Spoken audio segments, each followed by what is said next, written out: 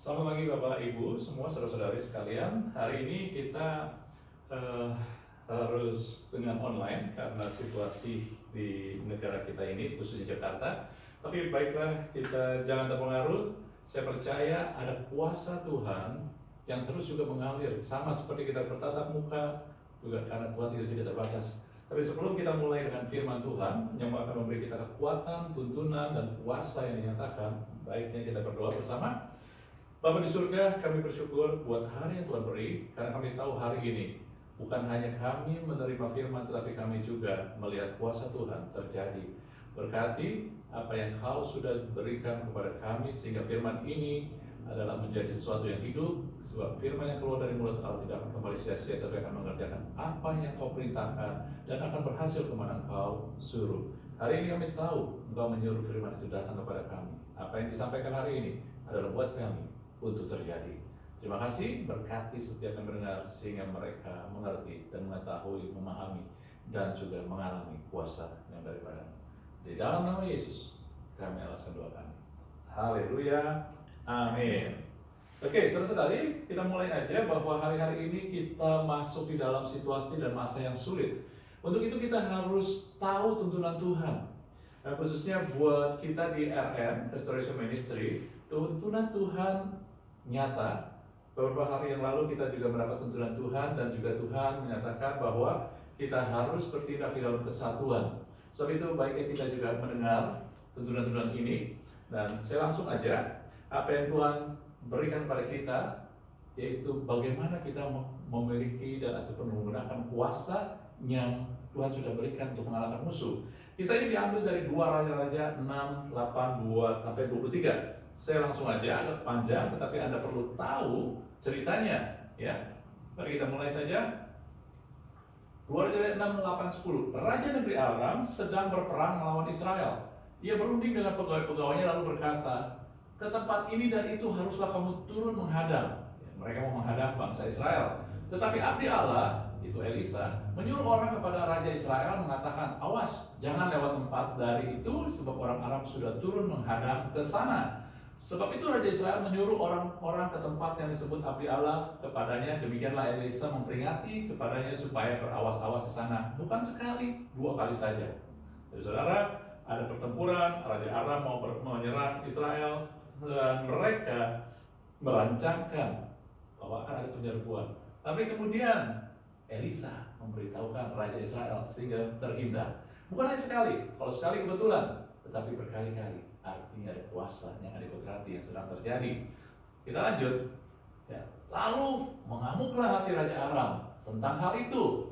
Maka dipanggil pegawai-pegawainya, katanya kepada mereka, "Tidakkah dapat kamu memberitahukan padaku siapa dari kita yang memihak?" Kepada Raja Israel.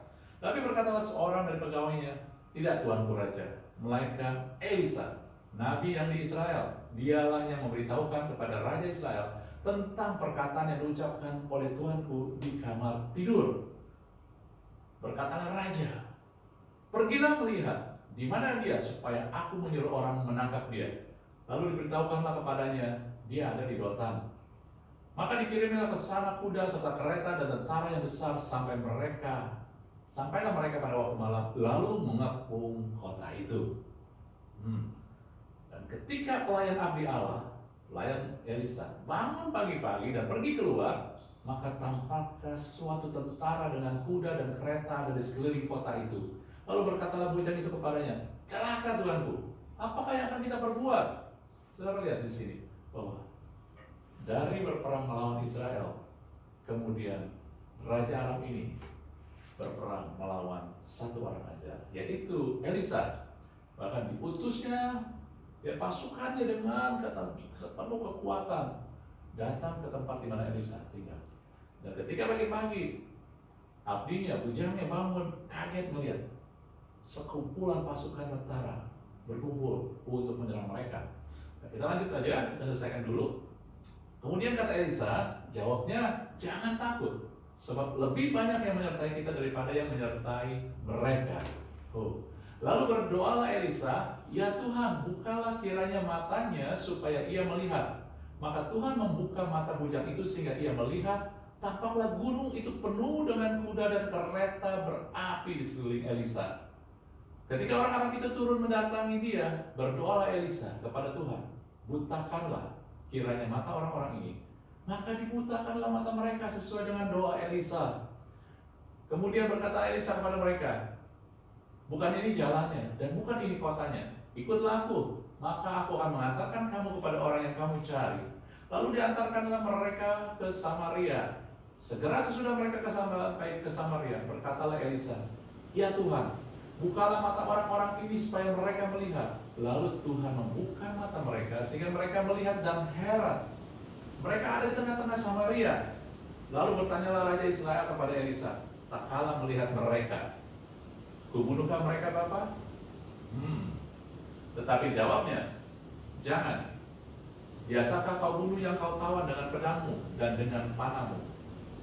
Tetapi hidangkanlah makanan dan minuman di depan mereka, supaya mereka makan dan minum lalu pulang kepada Tuhan mereka. Disediakanlah bagi mereka jamuan yang besar, maka makan dan minumlah mereka. Sesudah itu dibiarkanlah mereka pulang kepada Tuhan mereka. Sejak itu tidak ada lagi gerombolan-gerombolan Aram memasuki negeri Israel. Amin, saudara-saudari. Jadi Anda sudah menangkap ceritanya. Anda perlu fokus bahwa terjadi pertempuran, bahwa Aram menyerang Israel, tetapi setiap gerakannya diketahui, dia pikir ada pengkhianat. Tetapi ada orang bilang, ini karena seorang hamba Tuhan, Elisa. Maka dia mengutus pasukannya untuk menyerang Elisa, membunuh Elisa. Tetapi Elisa dengan kuasa Tuhan justru memutarbalikkan segala keadaan. Bapak Ibu, saudara-saudara semua, bahwa hari-hari ini keadaan kita sama seperti ini. Ya, kadang kita nggak sadar bahwa iblis bukan hanya menyerang satu kota ataupun satu negara. Kadang iblis juga menyerang pada akhirnya pribadi anak-anak Tuhan. Oke, sebab itu apa yang harus kita lakukan? Nah, mari saya akan ajak kita semua untuk melihat apa yang Tuhan mau tekankan. Firman Tuhan ini hidup. Anda jangan hanya berfokus pada harus ini begini maknanya dan ini namanya. Tetapi saya lebih suka melihat firman Tuhan adalah hal yang dihidupkan oleh Tuhan. Dan saya selalu berkata bahwa firman akan menjadi lebih berbicara kepada kita ketika kita melihat sebagai hubungan. Bukan hanya sekedar aturan, pengetahuan, tetapi hubungan kita dengan Tuhan. Mari kita lihat hal-hal yang kita dapatkan, yang Tuhan bukakan buat kita. Pertama, saudara-saudari, kita lihat di sini.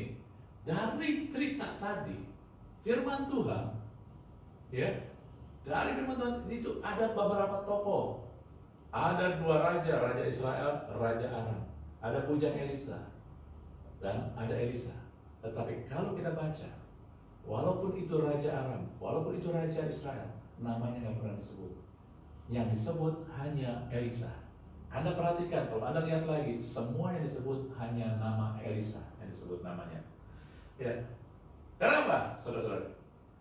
Karena ketika kita membaca suatu firman Tuhan, ketika kita di dalam suatu tekanan, Tuhan mau kita berfokus hanya pada satu. Dan satu ini adalah Elisa. Elisa berarti my God is salvation. Allahku adalah keselamatanku. Anda harus berfokus ketika Anda mengalami tekanan yang berat. Ketika Anda mengalami masalah-masalah, ketika musuh datang, Anda berfokuslah kepada Allah penyelamat kita. Ya. Anda jangan berfokus pada iblis, tetapi fokuslah pada Tuhan penyelamat kita. Dan ketika Tuhan menyebut nama Elisa, saudara-saudara, Anda harus melihat sebagai suatu hubungan. Seseorang, kalau disebut namanya, berarti dia dikenal Tuhan. Dia dikenal oleh orang tersebut. Ketika saya memanggil seseorang dengan namanya, maka berarti saya kenal dia. Oleh itu benar. Dan sehingga inilah Anda harus melihat bahwa hal yang Tuhan mau kasih unjuk adalah ketika masalah datang, fokus pada Tuhan penyelamatmu, bukan pada masalah. Anda boleh tahu masalahnya, tetapi fokus Anda adalah pada Tuhan. Lalu kemudian Anda fokus pada hubungan Anda dengan Tuhan. Kenapa Tuhan memanggil dia Elisa? Kenapa Tuhan hanya menyebut Elisa di dalam ayat yang cukup panjang ini? Karena Tuhan mau menunjukkan dia mengenal ke Elisa. Elisa terhubung dengan Tuhan. Amin. Nah, hal lain yang harus kita lihat adalah poin yang kedua, saya katakan ya. Di dalam 2 Raja-Raja 6:15 ya, dikatakan ketika pelayan Allah itu bangun pagi-pagi dan pergi keluar, tampak tentara kuda-kuda kereta di sekeliling kota itu, lalu berkata bujang itu, celaka. Apakah yang akan kita lakukan? Apakah yang kita berbuat? Bapak Ibu, seringkali kita ya melihat bahwa suatu serangan terjadi tiba-tiba. Bujang ini ketika dia baru bangun, tanpa dia sadari, tiba-tiba musuh sudah ada di depan mata. Tiba-tiba hal yang buruk sudah ada di depan mata. Tiba-tiba hal yang menakutkan ada di depan mata kita. Ya? Dan inilah keadaannya. Tentara itu ada di sekeliling kota, sehingga membuat bujang itu ya gentar. Karena mereka dikerubuti oleh kuda dan kereta sekeliling kota. Ini kira-kira gambarannya ya. Ini dia kotanya, ini dia pasukan tentaranya yang mengelilingi. Kemudian apa reaksi daripada Elisa? Kita lihat di ayat berikutnya, di ayat 17. Jawabnya, jangan takut, sebab lebih banyak yang menyertai kita daripada yang menyertai mereka. Lalu berdoalah Elisa, ya Tuhan, bukalah kiranya matanya supaya ia melihat. Maka Tuhan membuka mata bujang itu sehingga ia melihat, dan tampaklah gunung itu penuh dengan kuda dan kereta berapi di sekeliling Elisa. Aturan gak ada, tapi sekarang mereka melihat ya, penuh dengan kuda dan kereta api berkeliling sekeliling Elisa. Kita lihat, kita bandingkan apa yang dilihat bujang ini, bujang Elisa, dengan apa yang dilihat oleh Elisa. Bapak Ibu, kita melihat di ayat 15, pelayan api Allah itu, bujangnya itu, dia melihat kereta kuda dan keretanya, ya, dengan kereta orang-orang yang mau menyerbu sekeliling kota itu. Dia melihat, tetapi apa yang Elisa lihat adalah gunung itu dari tempat yang tinggi, bukan dari dataran, dari tempat yang tinggi. Gunung itu, Bapak Ibu ya, penuh dengan kuda kereta berapi. Mana yang lebih hebat? Kereta aja atau kereta api? Bukan kereta api, kereta berapi, ya. Mana yang lebih hebat? Pasti kereta berapi, benar, ya. Dan Anda melihat, Tuhan bukan menyelamatkan sebuah kota. Tuhan menyelamatkan anaknya, orang yang terhubung dengan dia. Anda melihat, pasukan mengelilingi kota, tetapi pasukan malaikat Allah mengelilingi Elisa. Sebuah kota diselamatkan karena ada anak Tuhan. Jadi, kita harus tahu kenapa kita ditempatkan di situ. Di sebuah kota, di sebuah negara. Mata Tuhan tertuju pada suatu hubungan. Tuhan selalu mencari hubungan, dan hubungan itu adalah kepada pribadi, bukan pada suatu negara atau kota. Tetapi karena Anda tinggal di kota itu, Anda tinggal di negara itu, maka Tuhan memperhatikan kota dan negara itu. Tetapi Tuhan mengutus malaikatnya kepada pribadi, kepada Anda dan saya.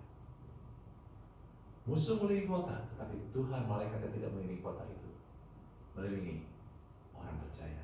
Amin. Oleh sebab itu, jangan Anda melihat juga yang Tuhan sediakan jauh lebih besar daripada yang kita butuhkan. Ya, Tuhan selalu menyediakan lebih dari cukup. Yang datang pasukan berkuda, oke, dengan keretanya, tetapi Tuhan mengirimkan bala bantuan. Saudara-saudara, apa itu? Ya, dia kirimkan bantuan kuda dengan kereta berapi dari tempat tinggi. Inilah Tuhan kita. Ketika Anda mulai fokus pada Tuhan, Anda tahu Dia bukan Allah yang menyediakan hanya pas-pasan. Dia selalu menyediakan berlimpah-limpah. Kita melihat hal inilah yang dilakukan, yang terjadi hari-hari ini. Anak-anak Tuhan, mari kita bersikap sebagai anak Tuhan, orang yang terhubung dengan Tuhan. Bujang Elisa fokus hanya pada apa yang kelihatan, yang terlihat. Hasilnya apa? Dia bilang celaka. Hasilnya adalah kekhawatiran, ketakutan. Tetapi Elisa, orang yang memiliki Tuhan sebagai juru selamat. Orang yang tahu Tuhan tidak pernah terlambat. Orang yang tahu bahwa Tuhan akan menyelamatkan dia. Fokus kepada Tuhan. Sehingga hasilnya apa, saudara-saudari? Dia tenang. Kemudian yang akan terjadi apa? Dia berdoa. Dia berdoa supaya bujangnya dibukakan mata untuk melihat yang tidak terlihat. Kemudian dia berdoa supaya mata para penyerangnya dibutakan. Dia berdoa kemudian lagi supaya mata yang para penyerangnya ketika sampai di kota Samaria dibukakan lagi. Dan ketiga, dia bertindak. Ketika dia berdoa, lalu dia minta Tuhan mata para penyerangnya dibutakan. Dia bergerak. Dia samperin orang-orang yang menyerangnya, saudara-saudara menyerangnya. Dan dia bilang, ayo kamu di kota yang salah. Kamu di tempat yang salah, aku akan tuntun. Dia bertindak karena dia percaya Tuhan mendengar apa yang dia doakan. Amin. Nah, oleh sebab itu inilah yang harus kita lakukan. Ini adalah kuasa, keadaan, sikap kita yang membuat kita memiliki kuasa untuk menaklukkan si jahat. Ya, apa itu? Mari kita satu persatu. Pertama tadi kita melihat pada sikap Elisa, tenang. Kenapa dia bisa tenang, Bapak Ibu? Karena dia bisa tenang karena dia melihat siapa Tuhan, bukan siapa musuhnya. Selama ini Elisa adalah orang yang terhubung dengan Tuhan. Selama ini Elisa menaruh kepercayaan pada Tuhan. Ya? Dan selama ini Elisa selalu melihat Tuhan adalah juru selamatnya, penyelamatnya. Bukan Tuhan yang menuntut. Nama Elisa jelas mengatakan Tuhan juru selamatku. Bukan Tuhan adalah hakimku, bukan. Tuhan adalah juru selamatku. Yang membuat Elisa bisa tenang adalah ketika dia tahu Allah yang dia sembah pasti menyelamatkan kita. Yang membuat kita bisa tenang bukan karena kita hebat. Yang membuat kita bisa tenang bukan karena kita memiliki uang, kita memiliki kekuatan, kita memiliki backup, backingan. Tapi yang membuat kita tenang adalah Tuhan pasti menyelamatkan aku. Amin, saudara. Dia tenang, Elisa tenang karena dia tahu dia terhubung kepada Bapanya di surga. Bapak Ibu, ketenangan yang datang dari dalam kita, itulah yang Tuhan inginkan. Dan ketenangan ini hanya bisa datang ketika Anda memiliki hubungan. Dia sebagai Bapa, saya sebagai anak. Di dalam kehidupan kita saat ini, kita sudah ditebus oleh Yesus. Dan Yesus telah membuat kita oleh karyanya disalib menjadi anak-anak Bapa. Dan dia adalah Bapa. Tidak ada alasan untuk kita tidak tenang. Kenapa? Karena ketenangan yang Tuhan berikan bukan datang dari keadaan di sekelilingnya, tetapi ketenangan yang datang dari dalam. Karena Anda terhubung dengan dia sebagai anak dan dia adalah Bapa. Sehingga Anda akan melihat karena dia Allah, dia Bapa, dia Tuhan, penyelamatku. Dia adalah omniscient, maha tahu. Anda akan tenang ketika Anda semakin tahu siapa dia. Dia bukan hanya sekedar Bapa yang baik, tetapi dia Tuhan yang maha tahu. Anda bisa lihat di sini, ketika Raja Aram menyerang Israel, Allah yang maha tahu memberitahukan Elisa. Bukan hanya sekali, bukan hanya 2 kali, berkali-kali sehingga Raja Aram mengamuk, saudara. Kenapa dia pikir ada pengkhianat yang kasih tahu? Tetapi itu adalah Allah yang maha tahu. Bapak Ibu, Anda pikir Tuhan tidak tahu masalah kita? Anda pikir Tuhan tidak tahu apa yang terjadi sama kita? Dia maha tahu. Bahkan sebelum itu terjadi, dia sudah tahu dan dia, bukan dia yang merancangkan. Corona bukan dia yang merancangkan, tetapi dia sudah tahu. Anda tahu, hamba-hamba Tuhan, nabi-nabi Tuhan, utusan Tuhan, sudah menubuatkan jauh sebelum Corona itu datang. Anda bisa melihat di media-media, di berita-berita yang di Kristen, saudara. Ya, jangan berita-berita yang di umum. Anda akan melihat, akan menjadi takut. Ya, mereka sudah menubuatkan. Artinya apa? Tuhan sudah tahu. Tetapi jangan berfokus kepada ketakutan. Tuhan tidak mendatangkan roh yang mendatangkan ketakutan. Yang datang dari Tuhan selalu mendatangkan kekuatan, kasih, dan ketertiban. Amin. Sehingga ketika Tuhan tahu tujuannya adalah supaya Anda kuat, berarti Dia sudah sediakan pertolongannya. Dia dikenal sebagai Allah penolong kita. Amin. Dia Maha tahu, Dia tahu masalah Anda, Dia tahu keadaan Anda, Dia tahu apapun menjadi kebutuhan kita. Itulah omniscient, Maha tahu. Dan Dia omnipoten, Maha kuasa, saudara-saudara. Dia Maha kuasa, Dia berkuasa untuk mengalahkan musuh. Musuh bertempur bukan melawan Raja Israel, musuh bertempur melawan Elisa. Tetapi Elis Tuhan yang Maha Kuasa meluputkan dan menghancurkan kuasa musuh. Dia membutakan musuh itu. Dia membuat musuh itu tidak berdaya ngikutin Elisa. Dia atur oleh kemahakuasaannya. Allah yang kita sembah, Allah penyelamat kita, juru selamat kita, Maha Kuasa. Amin. Dia punya kuasa, termasuk meluputkan kita dari yang jahat, membuat kita menang, memulihkan keadaan kita, menyembuhkan kita. Dan Dia omnipresent, Maha hadir. Dia Maha hadir, bahkan ketika saat ini pun Dia hadir di sini, dan Dia hadir di tempat Anda melihat, menonton video ini. Dia hadir saat ini ketika Anda mendengarnya secara live, tetapi juga Dia tetap hadir ketika Anda mendengarnya mungkin besok, lusa, sebulan, 2 bulan, setahun kemudian. Dia tetap Maha hadir, Dia tetap hadir, tidak pernah basi. Amin. Dia hadir bahkan ketika Raja Aram sedang mengatur peperangan, mengatur planningnya untuk menyerang Israel. Dia hadir. Tidak ada pintu yang tertutup, Dia bisa hadir selalu. Tidak ada pikiran yang tidak Dia ketahui, Dia hadir selalu. Dia Maha hadir. Itulah Allah kita. Tujuannya apa? Tujuannya dalam suatu hubungan, kalau Dia Bapa yang baik, saya anak yang dikasihi, segala sesuatu mata saya yang saya tujukan sebagai seorang Bapa adalah untuk anak saya. Demikian juga Bapa di surga, segala sesuatu yang dilakukan adalah untuk menuntun anak-anaknya. Oke, kita lanjut. Ya, Anda masih bisa fokus ya. Yang kedua, Dia tenang, Dia berdoa. Nah, Bapak Ibu, banyak sekali orang berdoa mempunyai konsep yang berbeda. Kita harus melihat, yang kita mau lihat di sini adalah konteks hubungan.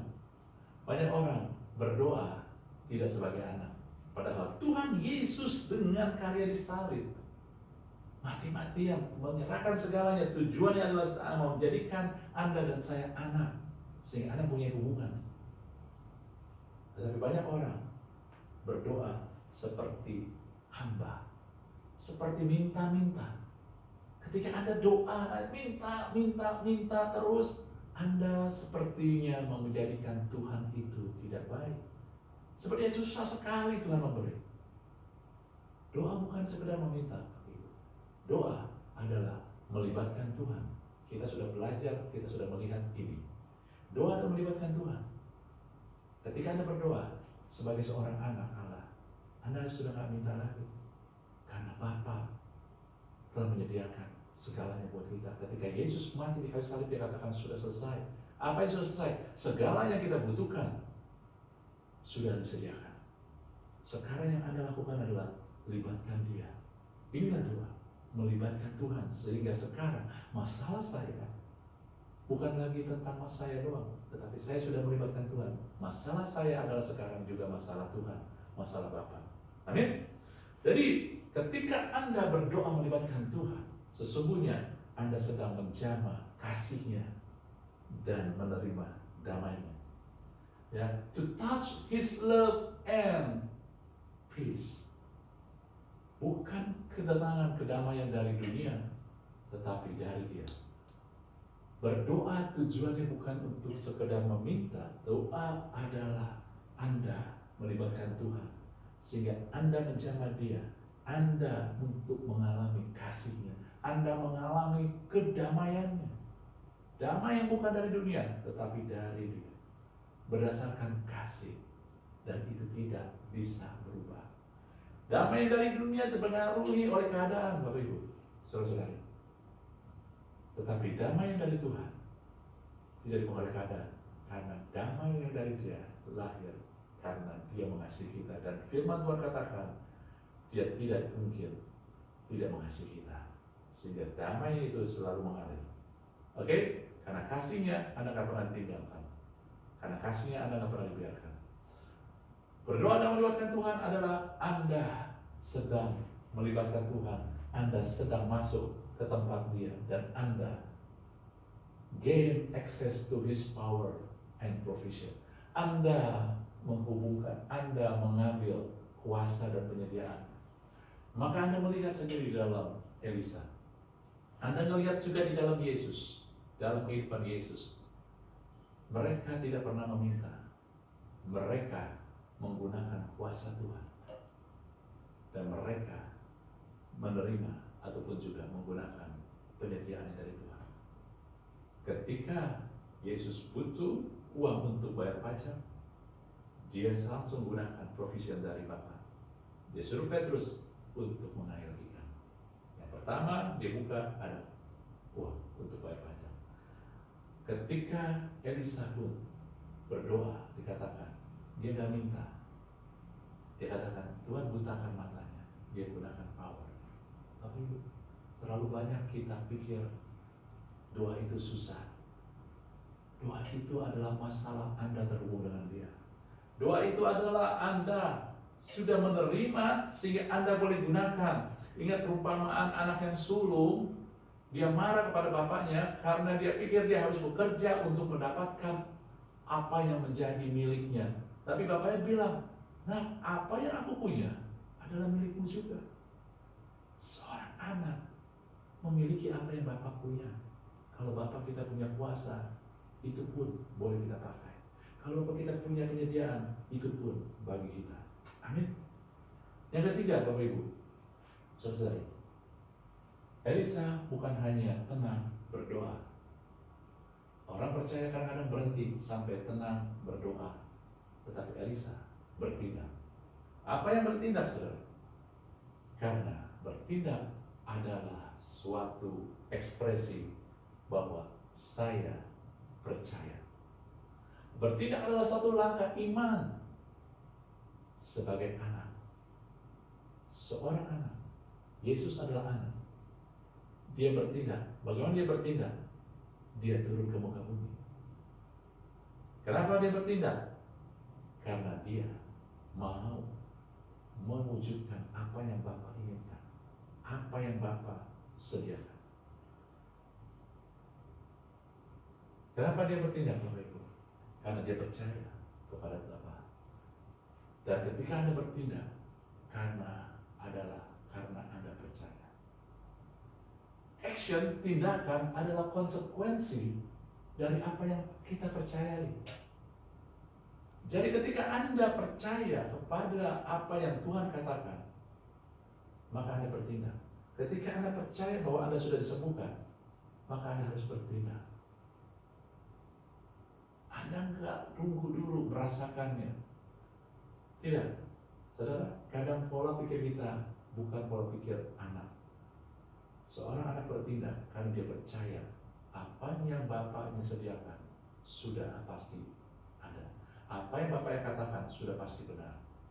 Bertindak adalah konsekuensi dari hubungan. Karena bertindak adalah hasil dari apa yang kita percayai. Anda lihat hubungannya. Bertindak hasil dari yang kita percayai, tetapi percaya adalah hasil dari hubungan. Jadi dengan kata lain, Anda bertindak karena Anda terhubung dengan Tuhan yang Anda percayai.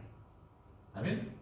Dan bertindak juga, Anda melihat tadi ketika Elisa dia berdoa, Tuhan butakan mata para penyerangnya. Lalu apa? Dia diam aja enggak? Dia samperin. Dan dia percaya ketika dia berkata butakan itu terjadi. Dia samperin dan dia bilang, bukan kota ini, kalian salah. Aku akan antarin.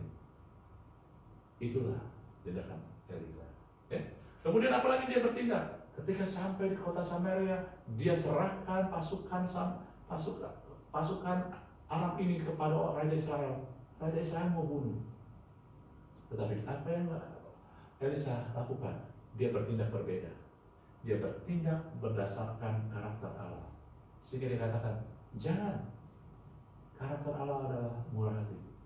Karakter Allah tidak mempermalukan orang. Anda menang bukan karena Anda menghancurkan. Anda menang karena Anda menunjukkan karakter ilahi. Dunia mengatakan bahwa kalau Anda menang adalah karena orang lain kalah.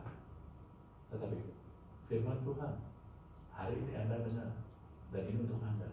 Sebagian orang menjadi sangat kecewa dengan keadaan. Sebagian orang dari mendengar menjadi sangat tertekan karena mereka pikir kemenangan adalah ketika keadaan semuanya baik. Tetapi saya katakan hari ini, kemenangan adalah ketika Anda bisa bertindak sesuai dengan karakter Allah. Action adalah showing his character. Bertindak adalah tentang menunjukkan karakter Tuhan.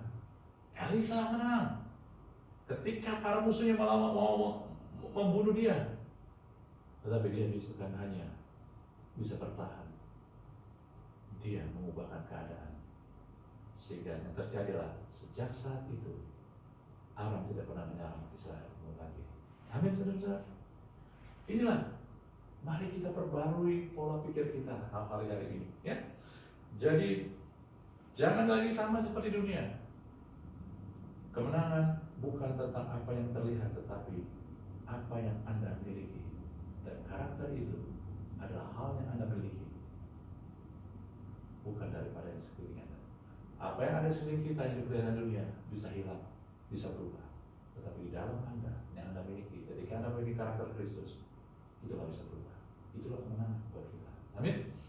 Terakhir, saudara, Tuhan selalu punya tujuan. Kita lihat di mana Elisa tinggal, di kota apa? Dotan.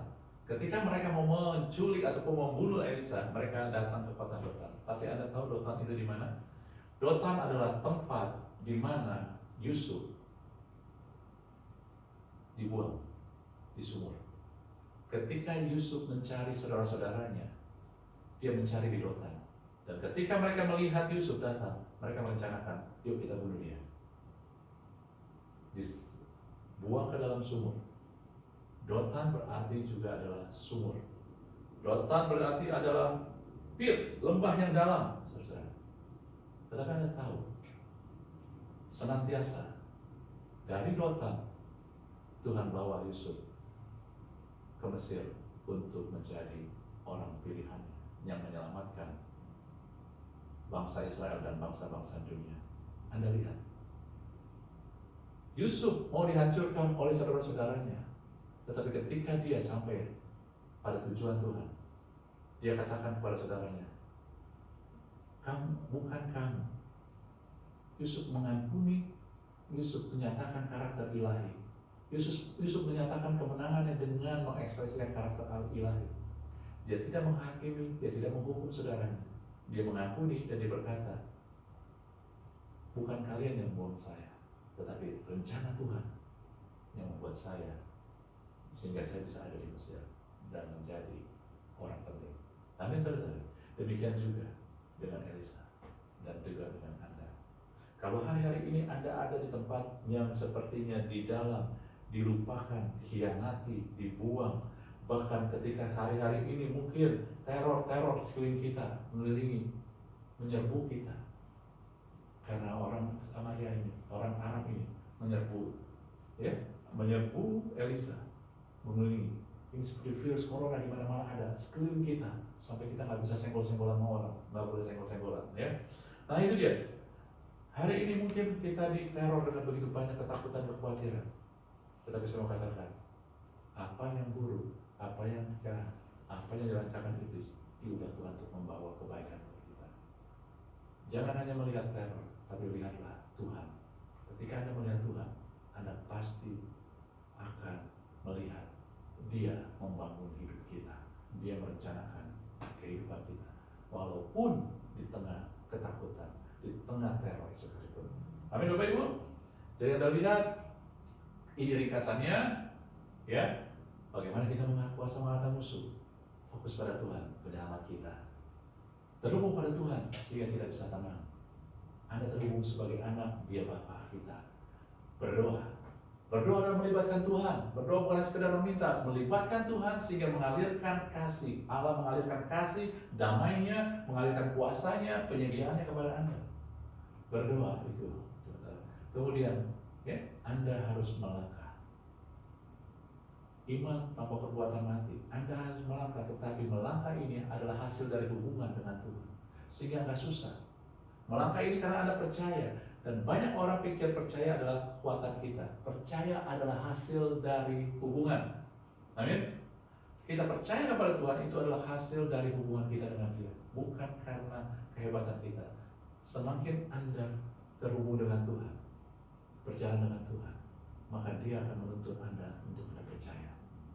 Banyak sekali, saya tidak punya waktu untuk menyatakan hari ini, ya. Tetapi semakin Anda terhubung, semakin Anda dibantu Tuhan untuk percaya kepada Dia. Ketika Anda terhubung, Anda semakin percaya, Anda akan bertindak.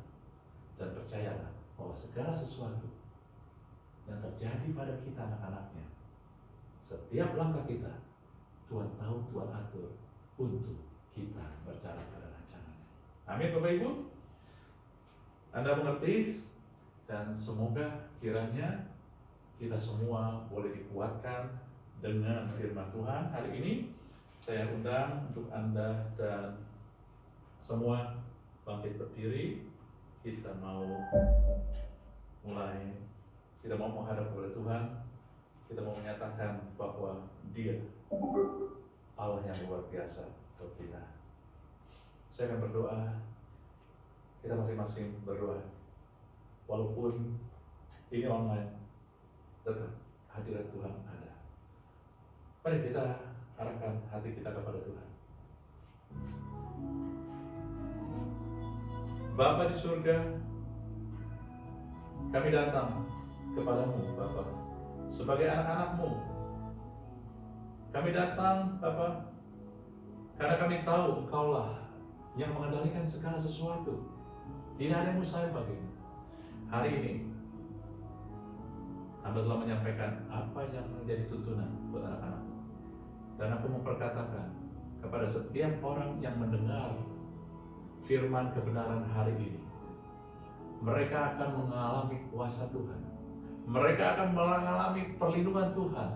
Dan aku berkata, tidak ada satupun dari mereka yang mendengar dari firman ini, kebenaran ini, dan ketika mereka taruh di hati, akan terkena virus corona. Mereka akan dilindungi pasukan kerajaan Allah. Mereka akan melihat kuasa Tuhan jauh lebih besar daripada segala kuasa yang ada di muka bumi ini. Mereka akan melihat sekalipun 1.000 orang berada di kiri dan 10.000 di kanan, tapi mereka akan tetap tegak berdiri dan melihat pertolongan Tuhan. Mereka akan melihat pelayanan malaikat Allah. Bapak Ibu, Anda yang mengalami kelemahan, sakit penyakit, lihat, hari ini, lihatlah, datanglah kepada Bapa. Engkau anak, Bapa memperhatikanmu. Dan aku berkatakan, di dalam nama Yesus, oleh bilu-bilu Yesus, jadilah sembuh, jadilah sembuh. Kuasa Tuhan mengalir di dalam nama Yesus. Bapak, kami berdoa juga buat setiap anak Tuhan di kota Jakarta, di Indonesia. Engkau mengirimi pasukan kerajaan Allah untuk melindungi, menjaga mereka dari yang jahat, termasuk dari virus corona ini, dari setiap niat-niat orang jahat juga. Dan kiranya Tuhan, nama-Mu dipermuliakan karena perbuatan-perbuatan-Mu yang dahsyat di tengah kehidupan kami. Terima kasih Bapa. Segala hormat, kemuliaan, syukur kami berikan kepadamu di dalam nama yang membuat kami menjadi anak-anak Bapa yang terkasih, berharga dan mulia. Satu-satunya nama, yaitu nama Tuhan kami Yesus Kristus. Kami memberkati dengan berkat yang sudah Tuhan berikan di dalam kehidupan kami. Berkat dari Bapa, dari Anaknya Tuhan kami, Yesus Kristus, dari Roh Kudus, sehingga kehidupan kami adalah kehidupan yang berkemenangan, yang mengalahkan setiap kuasa sejarah. Terima kasih Bapa, di dalam nama Yesus kami bersyukur. Mari kita yang percaya dan telah terima katakan Amin. Amin.